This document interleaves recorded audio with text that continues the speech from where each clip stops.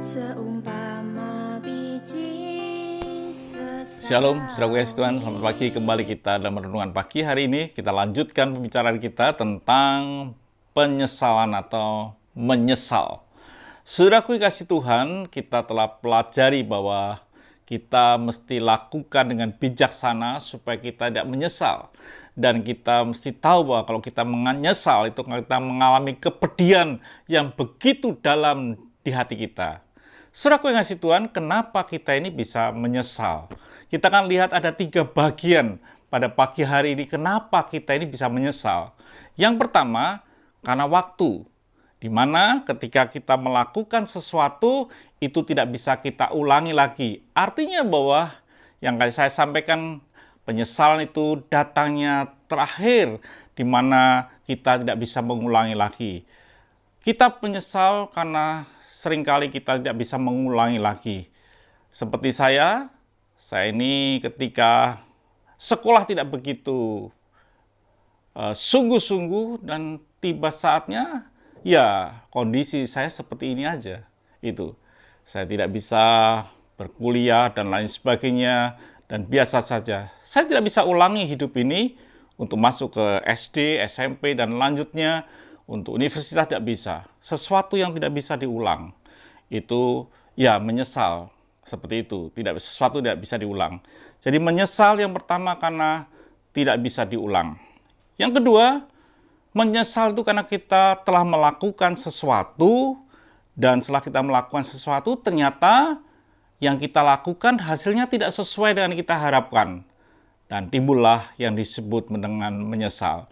Jadi menyesal itu karena kita telah melakukan sesuatu dan hasilnya tidak sesuai ekspektasi kita, harapan kita, lalu kita ini menjadi menyesal.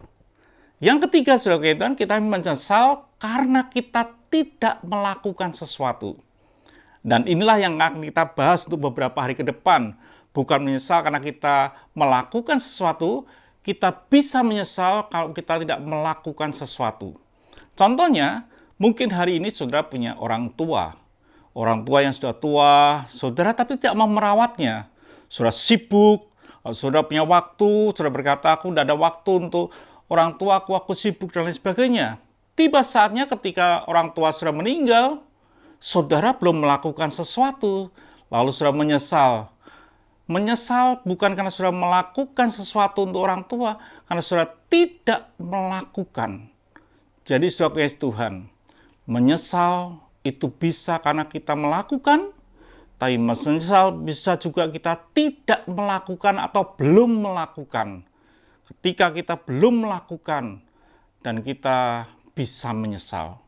Kalau satu kali ada seorang datang ke rumah saudara minta tolong. Hanya sedikit aja dia berkata, Pak, saya minta uang dikit aja. Mungkin ini teman atau mungkin saudara, mintaannya mungkin 25.000 saja. Lalu saudara berkata, enggak, saya enggak mau kasih kamu, karena kamu pemalas.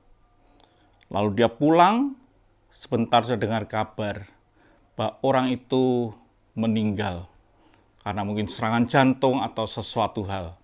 Lalu apa yang terjadi dalam hati saudara?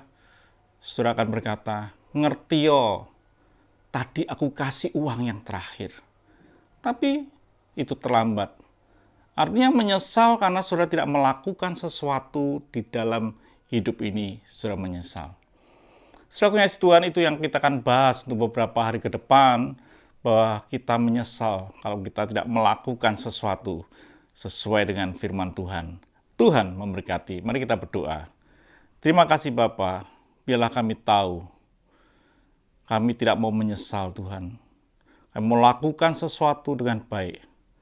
Kami mau lakukan sesuatu dengan sempurna Tuhan. Supaya kami tidak menyesal.